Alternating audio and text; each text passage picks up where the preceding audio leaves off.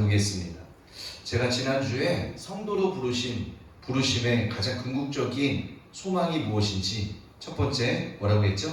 다 잊어버렸죠? 네, 괜찮습니다.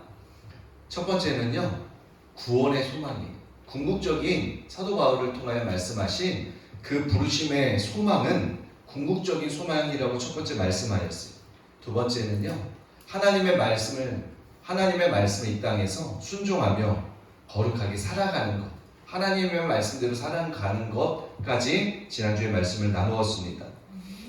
저는 오늘 그 나머지 부분을 함께 보겠습니다. 하나님의 부르심에 합당한 삶을 살지 않는 것이 배교라는 것과 성령이 하나 되게 하시는 것을 어떻게 힘써 지킬 수 있는지 오늘은 나머지 부분을 한번 보겠습니다. 여러분, 하나님의 부르심은요, 결코 작은 부르심이 아니에요. 하나님의 부르심에는요, 하나님 아버지의 소망이 담겨 있는 거예요. 하나님이 여러분을 향한, 저를 향한 하나님의 소망이 있는 거예요. 마치 부모가 자녀를 통하여 자녀를 바라보면서 늘 가지고 있는 생각, 이런 것이 있죠. 내 자녀는 이렇게 훌륭한 사람이 되었으면 좋겠다. 내가 이루지 못한 것도 우리 딸은, 우리 아들은 이뤘으면 좋겠다. 이렇게 부모님도 자녀에 대한 기대가 있는 것처럼 여러분, 하나님도 여러분을 향한 놀라운 그 아버지의 원하는 소망이 있다는 거예요. 근데 이거는 개인적인 부르심도 있지만 공동체적인 부르심도 있는 거죠. 여러분이 대한민국에 태어난 것은 우연이 아닙니다. 저와 여러분이 하필이면 이 중요한 이때에 우리가 대한민국에서 살고 있다는 것은 우연이 아니죠. 하나님 안에서 우리는 우연이라는 게 있을 수 없습니다. 지금 이 시간, 이때가 얼마나 중요한 때입니까? 우리가 하나님의 부르심, 그 부르심의 소망을 따라 우리가 열심히 기도와 준비하게 될 때에 하나님이 원하시는 그때에 우리 대한민국은요, 통일한국으로 나아갈 거예요. 여기서 그치는 게 아니죠. 단순히 통일하고 우리 민족만 즐겁고 행복한 것이 아니죠. 하나님의 부르심에는요, 아버지의 소망이 있다고 제가 말씀드렸습니다. 그래서 하나님의 부르심 가운데 우리가 잘 준비되고 순종해 간다면 이 민족이 통일한국으로 나아가서 만주로, 시베리아로, 그리고 중동으로, 아프리카로, 그리고 예루살렘까지 복음의 마지막 주자가 이 민족을 들었을 거라는 저는 확신하고 있습니다. 이 대한민국이 그렇게 부르심이 있는 민족이에요. 사실 우리가 육신적인 이 땅의 논리를 따라가서 우리가 이 대한민국을 바라볼 때에는 아무런 소망이 없는 것처럼 보이죠. 요즘 젊은 세대가 뭐라고 합니까? 네, 포기 세대라고 하잖아요. 결혼도 포기, 네, 다 포기 세대라고 하잖아요. 그러나 우리가 영적인 눈을 가지고 본다면 그렇지 않습니다. 우리에게는요, 소망이 있는 거예요. 왜냐하면 하나님의 부르심의 소망이 대한민국 가운데 있고요, 여러분 안에 있기 때문에 우리에게 소망이 있는 것이죠. 자, 오늘은 세 번째 한번 따라 읽겠습니다. 하나님의 부르심에 합당하게 살지 않는 것이 곧 배교다. 여러분, 배교가 무엇일까요? 단순히 배교가요, 타종교로 개종하거나 예수님을 부인해야만 배교가 아닙니다. 기독교의 믿음은요, 단순한 기독교 교리에 동의하는 것이 아닙니다. 기독교의 믿음은요, 단순히 교단의 교리에 동의하는 것이 믿음이 아닌 거예요. 더 넓은 의미에서 기독교의 믿음이란 사랑으로서 역사하는 믿음.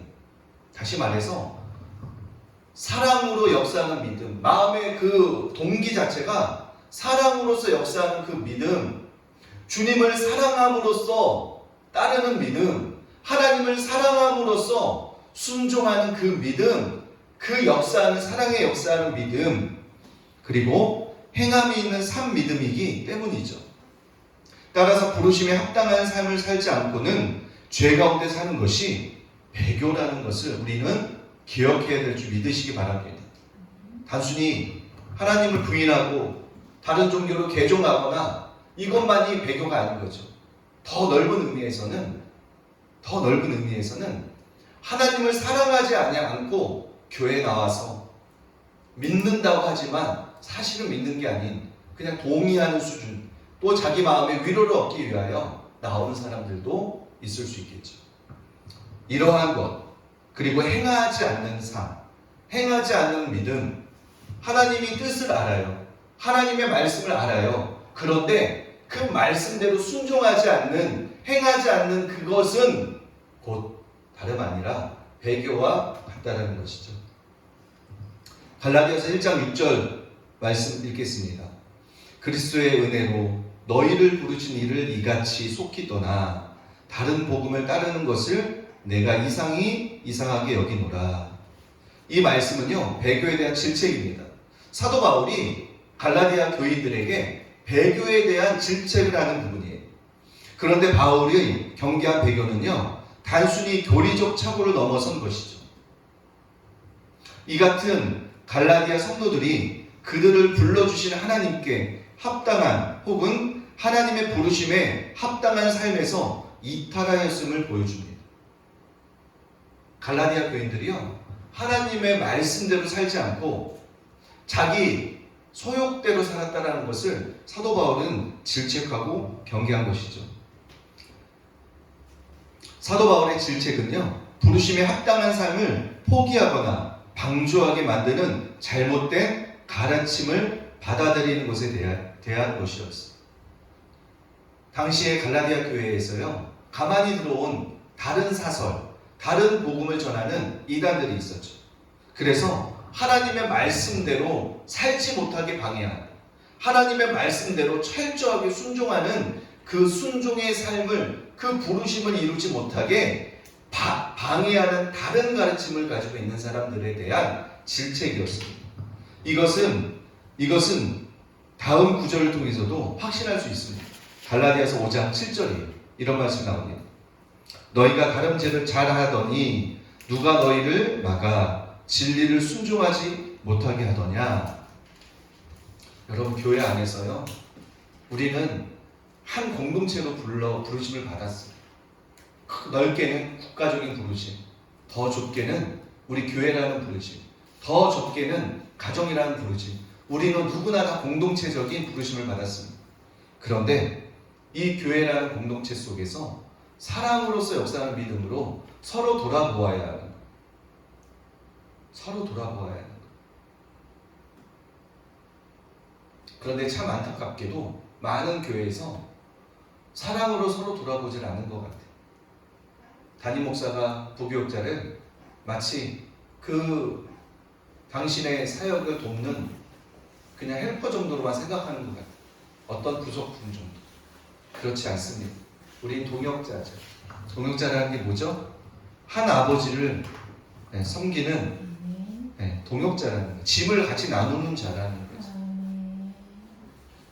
서로 사랑으로서 서로의 부족을 채워갈 때에 그 공동체는 강력한 힘을 갖는 거예요. 그래서 누가 물질로 어려운 성도가 있다면 좀 넉넉한 성도가 사랑으로서 그 물질을 흘려보내요. 아니면 교회가 재정이 탄탄하다면 어려운 성도를 교회 재정으로 돕는 것. 그래서 서로의 필요를 채워가는 것이, 이것이 교회의 부르심을 강하게 하는 거예요. 그런데 많은 교회에서 그렇지 못한 것 같아요. 어떤 일을, 하나님은 여러분은 일시키기 위해서 부르지 않았어요. 여러분, 마찬가지예요. 교회에서 어떤 봉사와 어떤 헌신을 해도 여러분이 일시키기 위해서 부르신 게 아니에요. 하나님의 나라를 세우기 위해서 서로의 짐을 나누는 거죠. 그리고 교회에서의 헌신은요, 받은 은사대로 섬겨가는 거예요. 내가 섬김의 은사가 있다면 섬길 수 있는 자리에서 사람을 예수님의 마음으로 겸손하게 섬겨가는 거고요. 가르침의 은사가 있다면 가르치는 자리에서 예수님의 마음으로 그 영혼을 겸손하게 섬기는 거고요. 목회의 은사가 있는 목사나 전도사나 부교육자나 이런 목사님들은 말씀을 맡은 자로서 하나님의 말씀을 잘 준비해서, 하나님이 하시고 싶은 말씀을 잘 준비해서 하나님이 하시고 싶은 백성들, 하나님의 자녀들에게 그 말씀을 그대로 과감하지 않고 과감하지 않고 그대로 전하는 그 부르심, 그 섬김으로 성도들을 섬겨가는 거고요. 성도들은 각자 부르심 은사대로 섬겨갈 때에 그 공동체가 그 부르심에 하나님의 뜻 가운데 온전히 순종하며 부르심이 그곳에서 이루어간다는 것을 우리는 믿으시기 바랍니다. 갈라디아서 5장 16에서 21절에 이런 말씀이 나옵니다. 내가 이르노니 너희는 성령을 따라 행하라. 그리하면 육체의 욕심을 이루지 아니하리라. 육체의 일은 분명하니 곧 음행과 더러운 것과 호색과 우상 숭배와 주술과 원수 맺는 것과 분쟁과 시기와 분냄과 당짓는 것과 분열함과 이단과 투기와 술 취함과 방탕함과 또 그와 같은 것들이라. 전에 너희에게 경계한 것 같이 경계하노니 이런 일을 하는 자들은 하나님 나라를 유업으로 받지 못할 것이요. 사도 바울은요, 분명하게 이러한 것들을 하는 사람은 하나님의 나라를 유업으로 받지 못한다고 이야기하고 있습니다. 다시 말해서 하나님의 나라를 유업으로 받지 못한다는 게 뭐예요?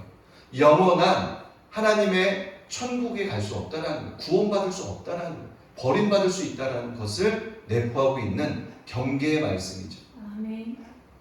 여러분, 우리가요, 정신을 똑바로 차리고 살아야 합니다. 우리 마음을요, 세상에 빼앗겨 두고 있으면 안 돼요. 우리 마음과 생각을요, 세상에 빼앗겨 살면 안 되는 거예요.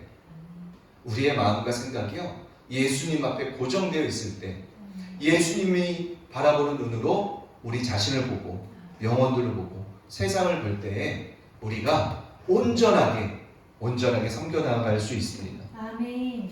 사도 바울이 이렇게 경계하면서, 그러므로 부르심에 합당한 삶을 살지 않고 죄 가운데 사는 것도 배교라는 것을 이야기하고 있습니다. 하나님의 부르심은요, 거룩을 요구합니다. 데살로니가전서 4장 3절에서 또한 7절, 8절에서 거룩을 요구할 것을 우리에게 말씀하고 있습니다. 하나님은 저와 여러분이요, 거룩하게 살 것을 이야기합니다.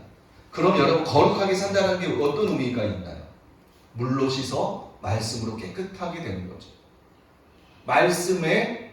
하나님의 말씀을 온유함으로 받고 그 말씀대로 내가 순종해 가는 삶, 이것이 겸손한 삶이고요, 이것이 하나님을 사랑하고 경외하는 삶이고요, 하나님의 말씀을요, 온유함으로 받는 거예요.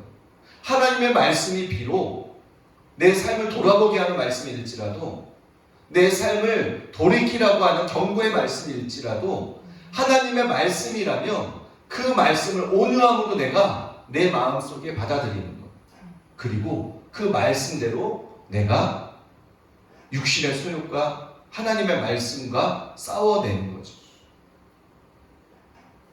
그래서 성령님 도와주세요. 하나님 말씀대로 살 수 있도록 도와주세요. 그래서 그 말씀을 살아내는 것, 이것이 거룩하게 살아가는 저와 여러분의 부르심이라는 것이죠. 하나님의 계획은 거룩하신 하나님께 합당한 삶, 곧 거룩한 삶으로 성도님들을 부르는 것이에요. 그래서 거룩한 삶은 결국인 하나님 나라와 영광에 이르게 하는 것입니다. 로마서 6장 22절에. 여러분, 그런데 우리가 이런 하나님의 부르심을 거절하고 부르심에 합당한 삶을 합당하지 않은 삶을 고집할 수 있습니다. 하나님은 저와 여러분에게 거룩할 것을 이야기해요. 제가 아까 말씀드렸죠? 하나님의 말씀을 온전하게 온유함을 받고 그 말씀대로 순종해 가는 것이 거룩한 삶이라는, 구별된 삶이라는.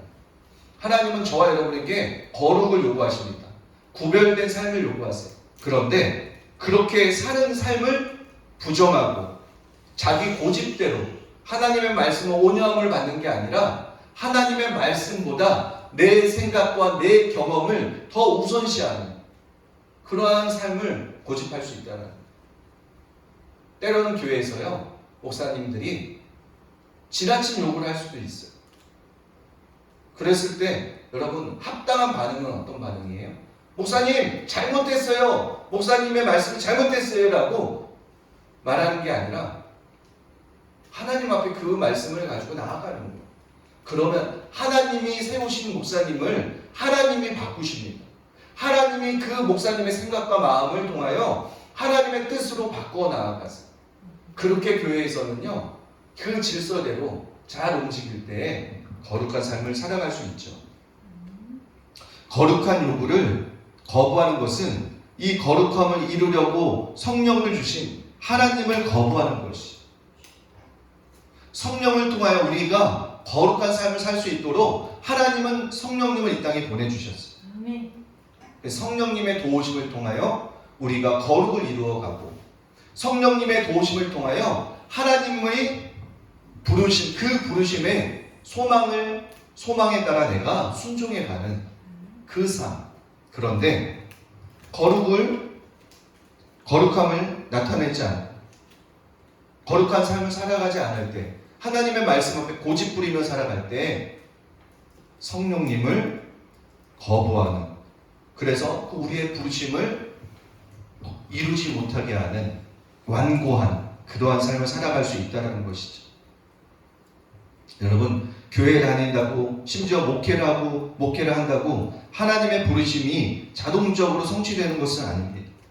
여러분, 교회를 다닌다고요, 심지어 목사가 목회를 한다고 하나님의 부르심을 자동적으로 성취하는 것이 아니에요. 아이러니하죠.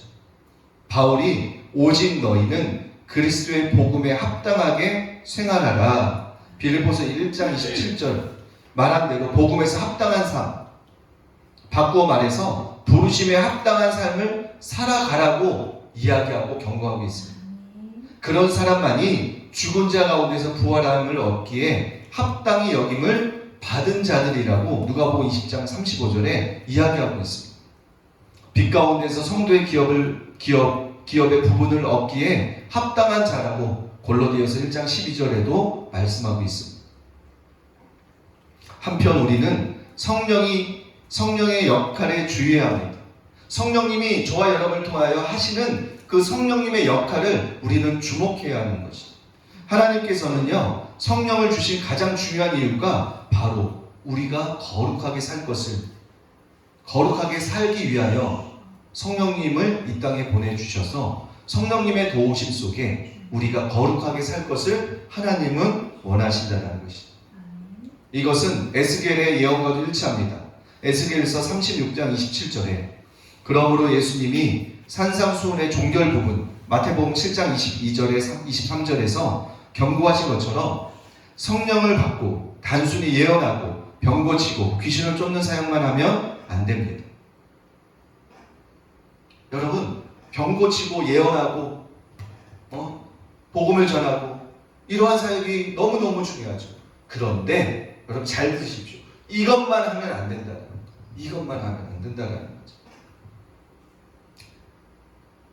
모든 불법을 회개하고 거룩한 삶을 살아야 합니다. 모든 성도들은요, 그 삶에서 거룩을 드러낼 부르심이 있어요. 그렇기 때문에 모든 불법을 회개하고 거룩한 삶을 살아야 합니다. 여러분, 모든 불법이라는 것이 다 포함되어 있는 게 뭐죠? 모든 불법. 하나님이 말씀하지 않는 모든 것이 하나님 앞에서 불법인 거죠. 불법. 내 양심의 소리에 꺼리끼는 그 행동, 하나님 내 양심의 소리에 반하는 행동, 이러한 것도 불법인 거죠.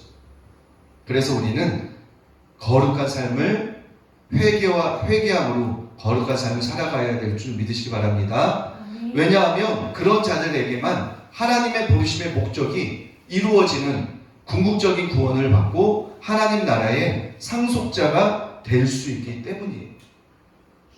하나님의 말씀대로 사는 사람만이 궁극적으로 구원의 약속을 이루고 하나님이 이 땅에 살아가면서 약속하신 많은 약속들을 이룰 수 있는 상속자가 되기 때문이죠. 자, 마지막 네 번째. 자, 따라 한번 읽겠습니다. 큰 교회를 세우는 것이 아니라 하나님의 부르심의 목적을 성취하는 것이 참 목회다. 부르심과 관련하여 생각해 보면 진정한 목회가 어떤 것인지 알 수 있습니다. 우리나라는 큰 교회들이 많고 그곳에서 사람들이 많이 몰리죠. 그러나 크다고 좋은 교회가 아닙니다. 여러분, 안젤리카라는 자매의 이야기가 나와요. 유튜브에서 한번 검색해보면 나옵니다. 안젤리카가 어느 날 갑자기 죽어요. 그래서 천국과 지옥을 예수님이 다 보여주고 다시 이 죽었던 자매가 살아납니다. 그래서 그 주님이 보여주셨던 그런 많은 진리들을 많은 교회에서 간증했던 내용이에요. 여러분 검색해보면 나옵니다. 안젤리카 자매님의 이런 간증 내용이 나와요. 제가 읽어드리겠습니다. 천사는 계속해서 많은 회중들을 보여주었습니다. 그러나 이 교회들 중에 소수의 사람들만이 진정한 교회를 이루고 있습니다. 교회들 안에 너무나 많은 죄악들이 관영하고 있습니다. 많은 이들이 영적으로 죽어 있습니다. 천사를 통하여 주님이 제게 보여주신 것은 복음주의 교회들의 80%가 주님이 오실 때, 잘 들으십시오 여러분, 지구에 남겨지게 되리라는 것이었습니다. 이것은 바로 청함을 받은 사람은 많으나 택함을 받은 사람이 적습니다. 마태복음 22장 24절에 말씀하신 이유이죠. 저는 이 간증의 글을 읽는데 두려웠어. 청함을 받은 사람은 많으나 택함 받은 사람이 적다. 수많은 사람들을 교회에서 교회를 다니는 청함을 받았어. 예수님의 사랑의 초청을 받았어. 그런데 택함 받은 사람이 적다라는 거예요. 여러분 얼마나 충격적이에요. 80%가 주님 오실 때 남겨진다는, 틀림받지 못한다는, 구원받지 못한다는 세상이 아니에요. 교회에 복음주의 교회들 중에 80%가 주님이 오실 때 지구에 남겨지게 되리라는 것이었다. 안젤리카 간증. 여러분 물론 간증을 다 우리가 신뢰할 수는 없지만 여러분 성경적이라고 받아들여야 되겠죠. 여러분 성도수가 중요한 것이 아니고요, 구원받는 성도가 많은 것이 중요합니다. 여러분 목사님의 상급이 뭐죠? 사역자의 면류관이 무엇인가요? 성도들이 예수님을 사랑하고 성도들이 그 하나님의 나라를 이 땅에서 이루어 궁극적으로 하나님의 나라에 가는 것, 구원받는 것, 이것이 목사님들의 사역자의 면류관이고 사명이고 상급이라고 저는 개인적으로 믿습니다. 좋은 교회를 판단은 어떻게 합니까? 여러분 지금은요 교회 선택이 너무너무 중요한 시대에 우리가 살고 있습니다. 단순히 교회가 크고 작고의 문제가 아니고요, 어떤 교회에서 목사님이 어떠한 말씀을, 진리의 말씀 그대로 과감하지 않고 전할 수 있느냐, 성도들이 듣기 부담스러운 말씀도 하나님이 하라고 했을 때 그 목사님은 사람들의 눈치 보지 아니하고 진리의 말씀을 그대로 전하느냐, 그래서 성도들이 회개하고 거룩한 삶을 살아갈 수 있도록 돕느냐, 이것이 좋은 교회의 기준이라고 저는 개인적으로 믿습니다.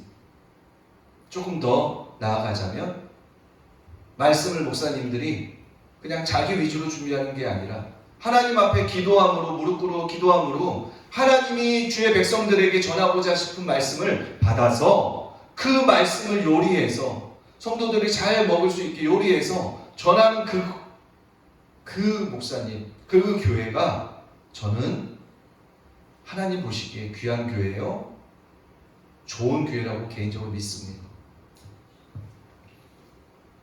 여러분 교회에 모이는 숫자가 중요한 것이 아니에요. 여러분 예수님은요 사람들이 군중의 숫자에 연연하지 않았습니다. 여러분 복음서 한번 잘 읽어보세요. 예수님은 군중들의 숫자에 연연하지 않았습니다. 예수님은요 정말로 그 숫자에 연연하지 않았어요. 예수님은 그 군중들 살피면서 예수님이 전하고 싶은 말씀을 전하지 못한 적이 한 번도 없습니다. 과감하게 전했어요.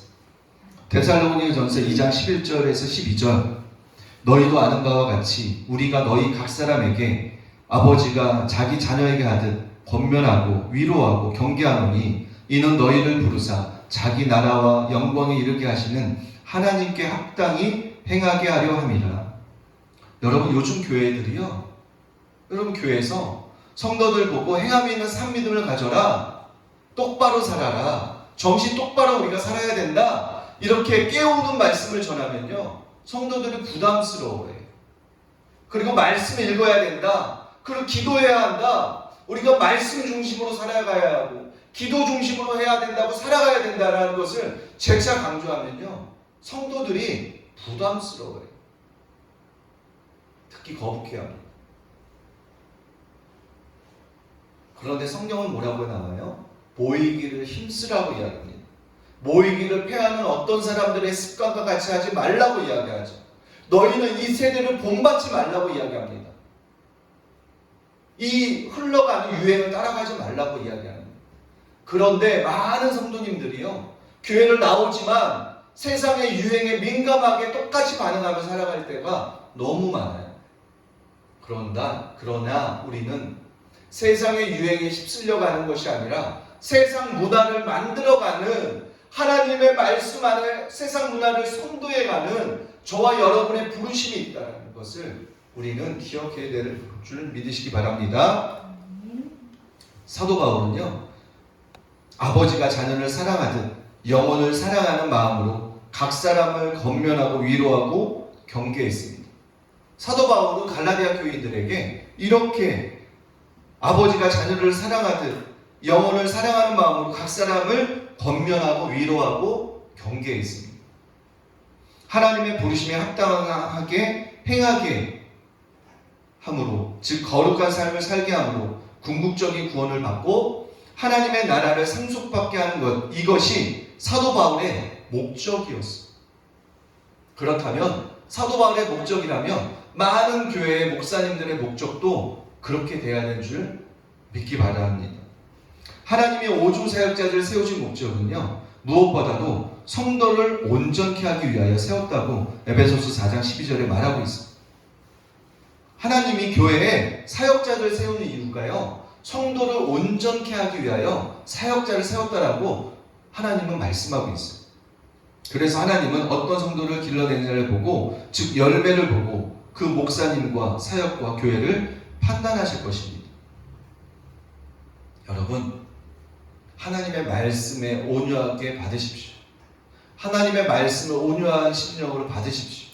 그리고 그 받은 말씀대로 삶을 살아내십시오. 이제 말씀의 결론을 맺겠습니다. 우리는 하나님의 부르심에 대해 살펴보았습니다. 그런데 부르심에 대한 한 가지 더 주목해야 할 것이 있습니다. 한 가지 우리가 더 주목해야 할 것이 있습니다. 에베소서 4장 3절에서 4절 말씀 제가 읽어드리겠습니다. 평안에 매는 줄로 성령이 하나 되게 하신 것을 힘써 지키라. 몸이 하나여 성령도 한 분이시니 이와 같이 너희도 너희가 부르심의 한 소망 안에서 부르심을 받았느니라. 여러분, 우리가 하나 되는 것이 얼마나 중요한지 우리는 한 가지 더 주목해 보아야 합니다. 세상 사람들은요, 지금 너무 많이 사람들이 아파하고 있어요. 겉으로 보기에는 멀쩡하고요, 능력도 있어서 회사에서 인정도 받습니다. 그런데 속 내면 세계는요, 아픈 사람이 참 많아요. 아픈 사람들이 참 많아요. 교회 안에는 안 그럴까요? 아니요. 교회 안에도 성도님들이, 아픈 성도들이 참 많아요. 마음이 아프고, 마음이 상해서 아프고, 인정받지 못해서 아프고, 가난해서 아프고, 힘들어서 아프고, 다양한 아픔들을 가지고 교회에 나옵니다. 그런데 우리는 그리스도의 몸은 하나입니다. 절대로 나누어질 수 없습니다. 우리는 한 몸으로 부르심을 받았습니다. 성령이 우리를 하나 되게 하셨고 우리는 그것을 힘써 지켜야 합니다. 그러면 구체적으로 어떻게 지킬 수 있을까요? 성령은 진리의 영입니다. 요한복음 14장 17절, 요한 1서 4장 6절에 복음과 진리를 통해 우리를 하나 되게 하셨습니다. 복음과 진리를 통해 하나 되게 하셨습니다. 그러면 우리는 진리 안에서 하나가 되어야 합니다. 그래서 교회에서 바른 진리 선포가 이렇게 중요해요. 진리 안에서 하나가 되는 것. 하나님의 말씀과 하나님의 사랑 안에서 우리는 서로 돌아보아서 서로 채워주고 서로 사랑으로 역사하는 그 믿음으로 하나 될 수 있다는 것. 진리 안에서. 그래서 하나가 되어질 때 성도의 연약함이 나의 연약함으로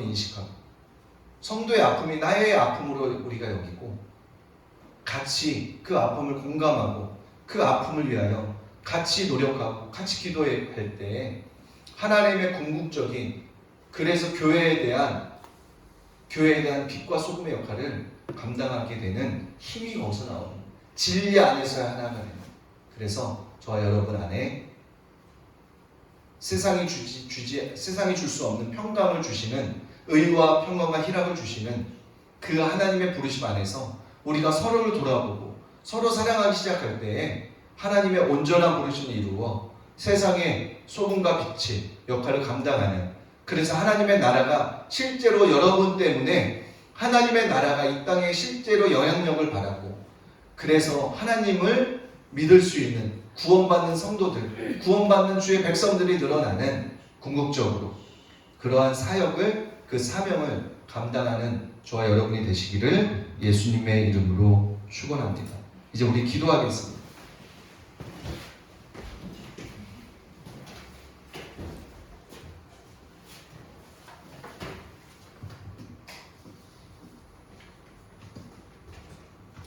여러분, 우리 힘으로 할 수 없는 것 같아요. 저도 아까 뒤에서 찬양할 때 고백이 나오더라고요. 하나님이 은혜가 주시지 않으면 아무것도 할 수 없다라는 탄식이 나와요. 영혼 구원도 마찬가지고요. 교회 섬김도 마찬가지인 것 같아요. 여러분 직장에서의 일은 어떨까요? 마찬가지죠. 저와 여러분은 부르심을 받았어요. 그렇기 때문에 주님의 도우심이 아니면 살 수가 없는 것. 저와 여러분이 본질적으로 약합니다. 저와 여러분 본질적으로 약해요. 그러나 주님과 온전한 연합 속에서 우리가 주님과 동행할 때에 여러분의 말은 강력한 힘을 가지게 될 거예요. 여러분의 말은 사람들을 살리는 강력한 힘을 갖고 있습니다. 여러분의 사랑의 언어가 사람의 마음을 치유하는 놀라운 힘을 갖고 있다는 사실을 믿고 우리가 이 시간 기도하기 바랍니다. 음악 좀 켜주세요. 주님을 이 시간 기도하기 원합니다. 아버지, 주님의 교회는 만민이 기도하는 하나님의 집입니다. 아버지, 교회는 눈부의 권세가 이길 수 없는 곳입니다. 주님, 이곳에서 주의 사랑 가운데 온전히 하나 되는 하나님 그러한 부르심을 이루어 나아갈 수 있는 하나님 저희 교회가 되게 하시며 한국 교회가 되게 하여 주시옵소서. 아버지 하나님 주님을 갈망합니다. 아버지, 오늘도 주님을 갈망합니다. 주님, 우리의 인생 속에 역사하여 주시옵소서. 주님, 우리 마음 속에 역사하여 주시옵소서. 주님, 하나님의 성도님 가정 속에 온전한 하나가 되게 하시며 온전한 사랑 가운데 용서하고 사랑하고 회복되는 놀라운 역사가 있게 하여 주시옵소서. 예수 그리스도의 이름으로 온전케 될지어다. 안역된 성도님 가정 속에 온전한 용서함이 일어나게 될지어다. 서로 용서하고 사랑하는 관계의 회복이 일어날지어다. 주님 도와주시옵소서. 안역된 성도님 가정 속에 온전한 회복이 일어나게 하시며 온전한 사랑으로 용서하고 서로 사랑으로 하나 되는 온전한 가정, 하나님이 다스리는 그 가정, 하나님 안역된 성도님 가정을 축복하소서. 하나님 그 가정을 축복하소서. 주님 부르심의 소망을 이루어가는 안역된 성도님의 가정이 되게 하시며 그 가정 속에 온전한 질서가 아버지 세워질 수 있도록 주님 도와주시옵소서.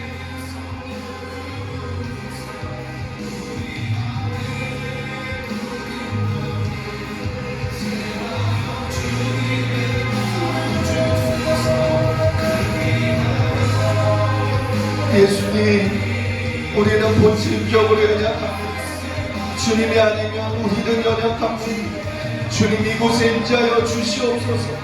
주님, 이곳의 교제가 하나님 주님의 사랑 가운데 교제의 나눔이 있게 하시며 주님의 임재 속에 하나님을 예배하는, 그래서 주님을 사랑과 경외하는 하나님 저희들 되게 하시어 주시옵소서. 주님, 우리가 서로 사랑하는 법을 배우기 원합니다. 주님, 우리가 서로 섬기는 법을 배우기 원합니다. 주님, 우리가 서로 사랑하는 법을 배워 믿지 않는 영혼의 세상 속에 빛과 소금의 역할 감당하고, 믿지 않는 영혼들조차도 사랑하고 원수조차도 사랑하는 하나님, 그러한 아버지의 사랑으로 살아갈 수 있도록 주님 도와주시옵소서. 주님, 우리가 세상의 영향을만 받는 자들이 아니라 우리가 세상에 영향을 미칠 수 있는 예수 그리스도의 문화를 만들어갈 수 있는 하나님 저희들 되게 하여 주시옵소서. 하나님 아버지, 거룩한 자녀들, 거룩한 다음 세대를 길러내는 하나님 저희 교회가 되기를 원합니다. 다음 세대의 거룩한 주의 용사들을 길러내는 하나님 저희 교회가 되기를 원합니다. 하나님 저희들이 있는 그곳에서 하나님 우리가 받는 그 땅 가운데 하나님의 온전한 평강을 뿌리고 흘려보내고 하나님의 사랑을 흘려보낼 수 있는 하나님 저희들 되기 원합니다. 주님 도와주시옵소서.